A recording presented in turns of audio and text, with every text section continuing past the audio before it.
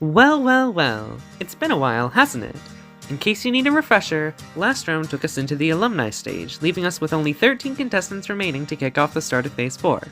This phase's twist is that everyone submitted an anonymous alias to play under, and in addition, there are guessing who wrote which responses. Also, nobody knows their boost. Fun, right? Well, before we can get into the thick and meaty part of results that we all cherish so dearly, we have a few confessionals to read. And yeah, I kinda just gave up on enforcing character limit caps for confessionals. A bomb that will explode at 4:27 during the LSF Round 12 results video said 188,428, 188,427, 188,426, 188,425. Chicken Butker said, "Cock! Hi, I'm Chicken Butker. Cock-a-doodle-doo!"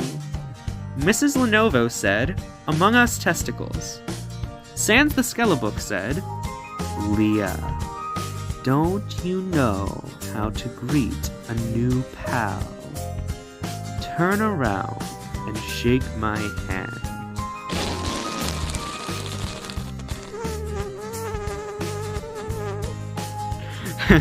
The old whoopee cushion in the hand trick. It's always funny. Anyways, you're the TWOW host, right? That's hilarious. I'm Sans the Skellebook. I'm supposed to be thinking of good responses right now, but, I don't really care about appealing to voters. Now my brother, Papyrus, he's a mini TWOW fanatic. Hey, actually, I think that's him over there. I have an idea. I'm gonna end this confessional thingy. Then he won't be able to interrupt us, right? Until next round, at least. Anyways, see ya.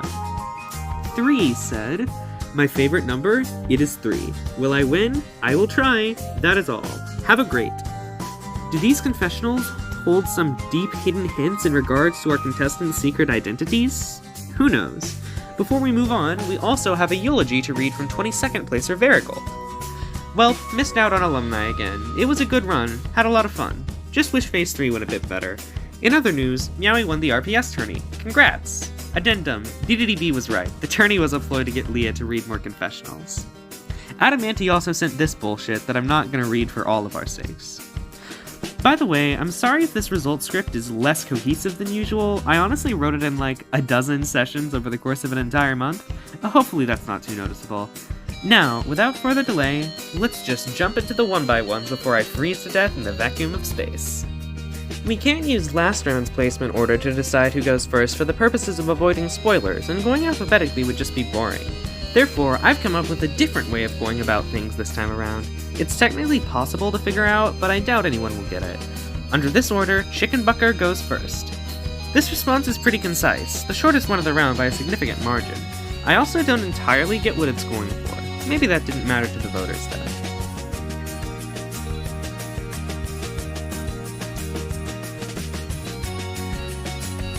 Ooh, not so good.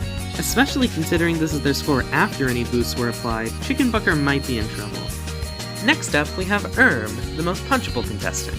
I think this response is rather clever, with a somewhat unique way of sneaking in, but I can understand why some voters might potentially find it boring. That's an alright score. I doubt it's surprising due to the potential for high boosts this phase, but it's probably not in the bottom half either. Singing Killed My Grandma is up now. The response is a bit confusing in my opinion. I'm not entirely sure how the conclusion is drawn from the premise. Maybe that's just me though. Interesting. That's below but still a decent score. However, we don't know how much of that comes from raw performance and how much of it is due to boosts. Side note, all of these are really controversial so far. From one Gray's book to another, here's the mechanic. This is another response that I don't entirely get, and I tried looking up terms in the response to see if it was referencing something, but nothing came up. Hopefully the voters have more brain cells than I do, or this mechanic might be in trouble.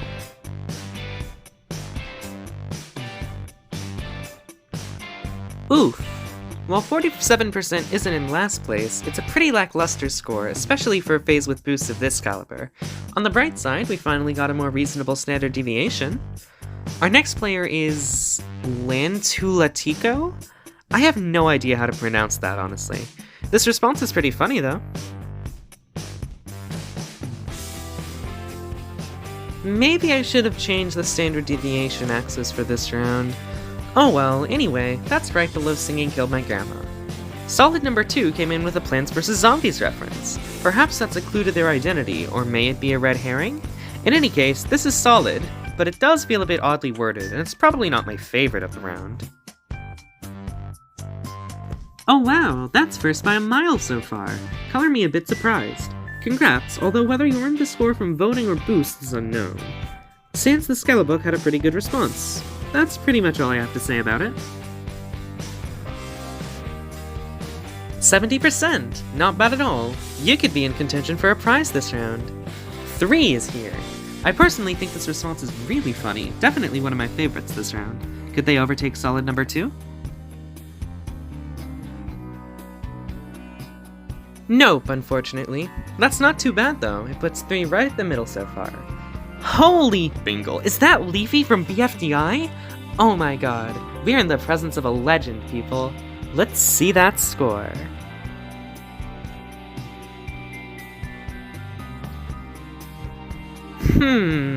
That's not necessarily a bad score, but it is pretty low compared to the rest. Leafy may or may not be in a precarious spot. Mrs. Lenovo's response is worded in a bit of a strange way, almost like it's trying to pass technicals, even though there are none this phase. The idea itself is solid though. Well then, you overtake solid number 2 for the top spot so far, kicking Sans the Skellebook out of the prize zone. Although, was that primarily from people liking your response, or from boosts? Either way, only 3 contestants are left to place. A bomb that will explode at 4:27 during the LSF Round 12 results video, who I will henceforth be referring to as just Bomb for the sake of concision, took a bit of a different approach than the others. I like this response, but I can see why some voters might not.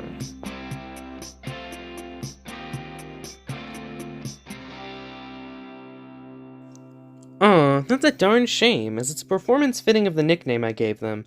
Hopefully Bomb can come back from this performance in the next 2 rounds.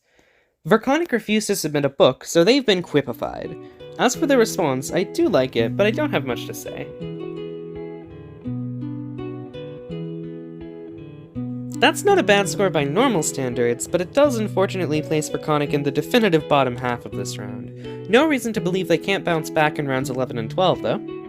Last and possibly or possibly not least, it's Test Subject Clone 29.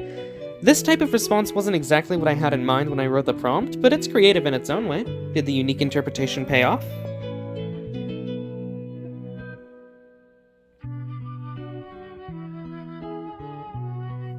No, it didn't, sadly. At least they're only in second last. In any case, we're certainly going into round 11 in interesting positions. Who will come out on top? It remains to be seen. Before I end off this episode, here's a peek at the full leaderboard for this round. Marinate your retinas in this juicy data. Alright, that's enough marinating. Good night, Tri-State area.